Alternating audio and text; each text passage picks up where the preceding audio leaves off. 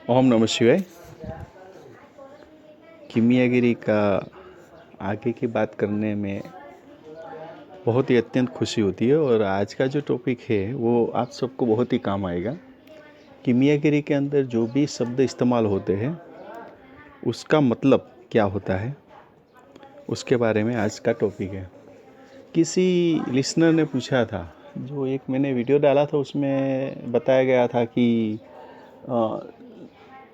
सब ग्रह को डालो, ऐसा कुछ शब्द इस्तेमाल किया था।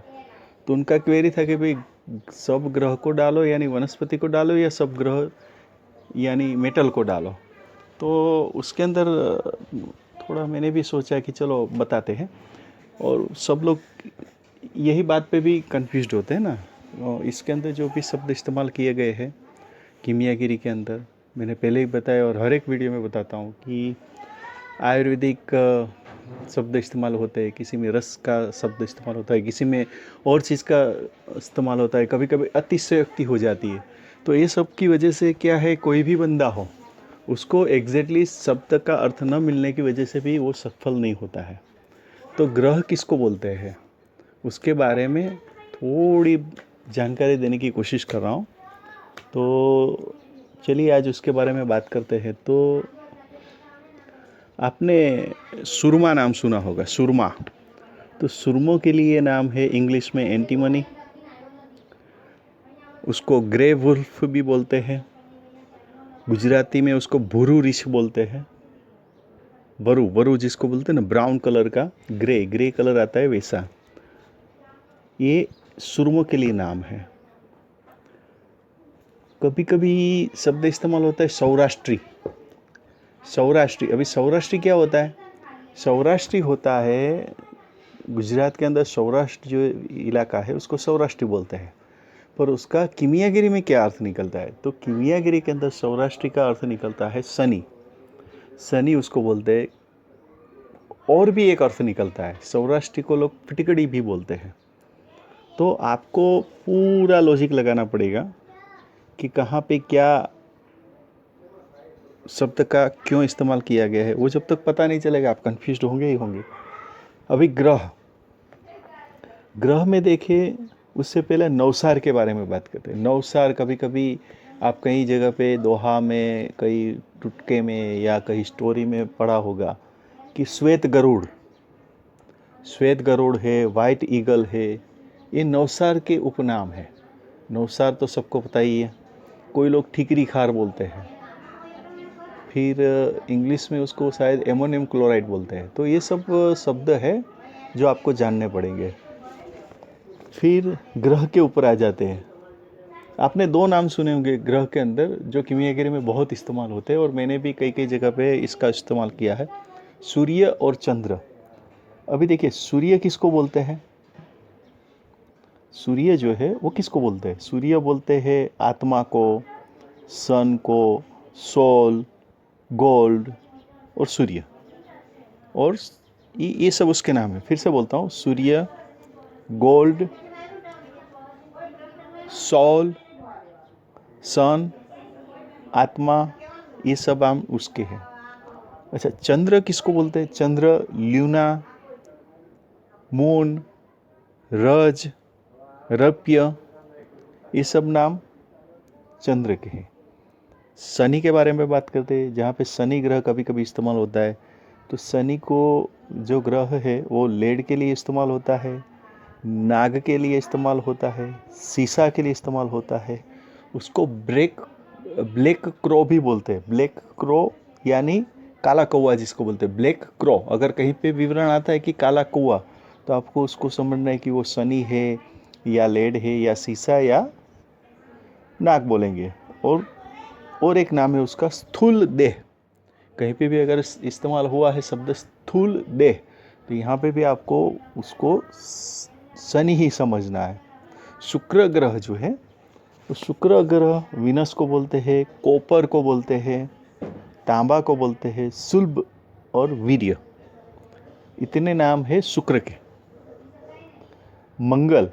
मंगल मार्स, आयन, लोह और अग्नि, देखो कई जगह पे हम लोग अग्नि अग्नि शब्द का इस्तेमाल करते हैं। अभी देखा यहाँ पे अग्नि का अर्थ आयन भी निकलता है और मंगल भी निकलता है, और अग्नि का अपने आप में भी अग्नि शब्द का अर्थ अग्नि भी निकलता है।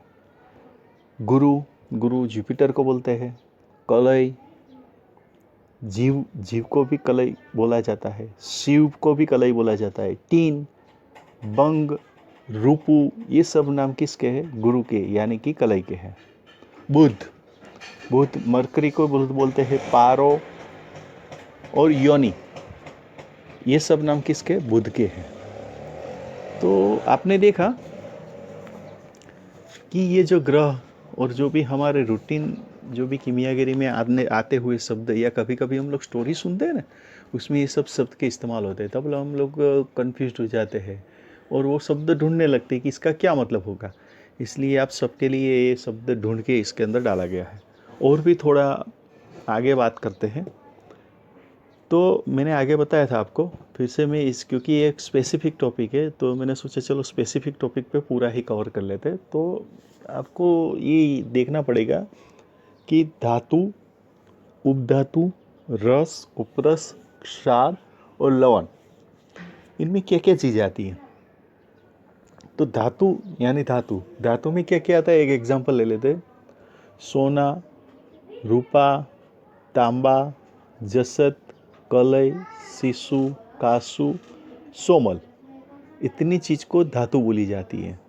अभी यहाँ पे एक बात आप याद रखना, यहाँ पे सोमल यानी आर्सेनिक को भी धातु ही समझा गया है, ठीक है। उपधातु, उपधातु के अंदर आएगा अभ्रक, सुवर्ण मक्षिक, सुवर्ण मक्षिक जिसको बोलते हैं ना वो, रौप्य मक्षिक, सुरमो, हड़ताल, बोदार, गेरू, मनसिल, खापरियू, सिंदूर, शंखजीरू, मोरथुथु, रसकपूर, हिंगड़ो, ये सब उपधातु ये है। रस, रस में एक ही शब्द है पारद।